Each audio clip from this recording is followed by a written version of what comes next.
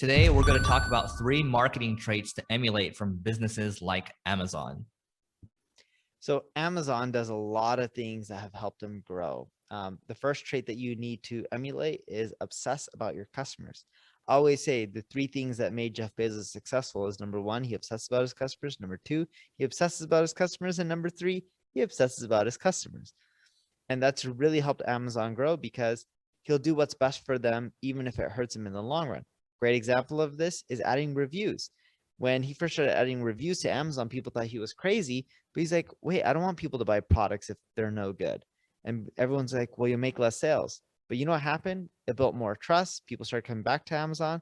The good products flourished and his revenue increased. And that's an example of obsessing about your customers. And it's a great business and marketing strategy. And a lot of people just take that for granted.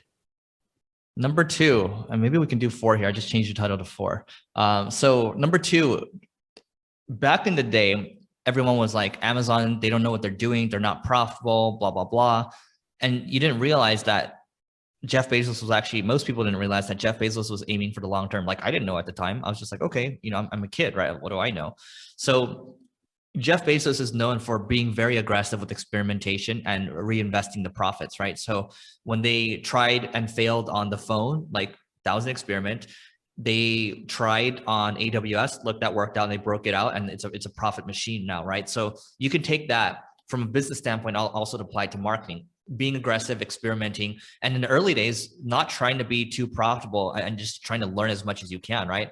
I'm not saying, profit's not important. It is. I think it's understanding, what your profit really is, and then, going from there, right? So most people wouldn't do that because I think a lot of marketers are very short-term focused where it's like, let's take the money, let's realize the gains. But the longer you defer, the longer you're able to build something a lot bigger, if that's what you want to do. So, Yeah. Number 3, optimize for LTV, lifetime value. Amazon loses a lot of money in the short run and in things that people don't realize. With their Prime, it's not just about the shipping. It's not just about the movies and the TV shows. They spend so much on content, not because they're expecting to make a killing on content. They spend so much on content so that way you're an Amazon customer and then hopefully you buy shoes from them. Literally, they're hoping you buy shoes from them. They don't care if you spend an arm and a leg on content. That's an example of just getting you into their ecosystem and optimizing for lifetime value instead of just short-term revenue. 4th, last but not least, this is more applicable to business. But look, if you want to build the ultimate marketing team at the end of the day, you have to have the best culture.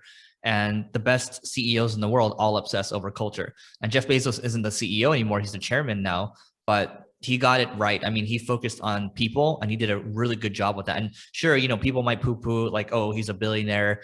He doesn't treat people right. But at the end of the day, if you look at the ratings overall for Amazon as a company and you look at how the company is run from the top down, it is very much a machine, right? And I think he's built a great culture in not only focusing on the customers, but also focusing on his people as well. So that is it for today.